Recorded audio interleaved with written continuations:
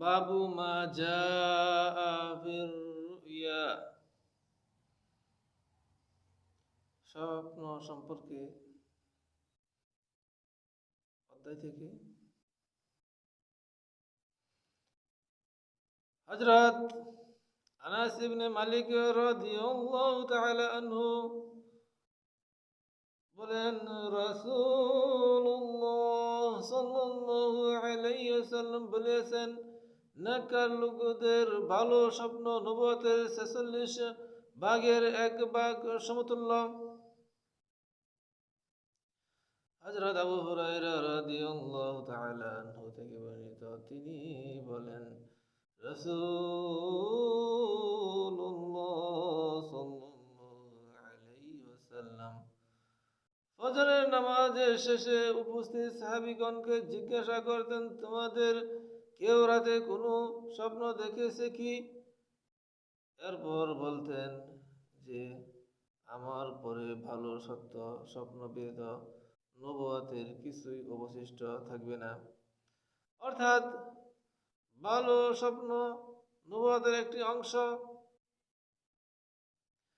আতা ইবনে ইয়াসার রাদিয়াল্লাহু তাআলা আনহু এর রাওয়াত, রাসূলুল্লাহ সাল্লাল্লাহু আলাইহি ওয়াসাল্লাম বলেছেন, আমার পরে মুবাশশারাত সুসংবাদ সমূহ ব্যতীত নবুয়তের কিছুই অবশিষ্ট থাকবে না।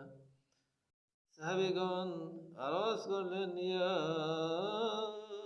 রাসূলুল্লাহ, মুবাশশারাত কি?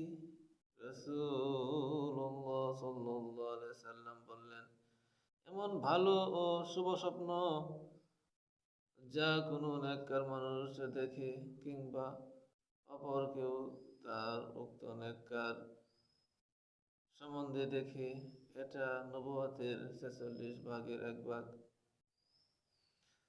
হযরত আবু কাতাদা ইবনে রিবঈ রাদিয়াল্লাহু তাআলা আনহু বলেন, আমি রাসূলুল্লাহ সাল্লাল্লাহু আলাইহি সাল্লামের কাছে শুনিয়াছি, তিনি বলিয়াছেন, ভালো স্বপ্ন আল্লাহর পক্ষ থেকে হয় এবং দুঃস্বপ্ন শয়তানের পক্ষ থেকে হয়।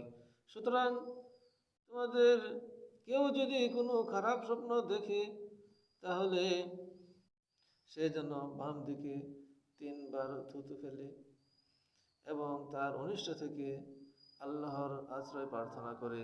কারণ আল্লাহ চাহেন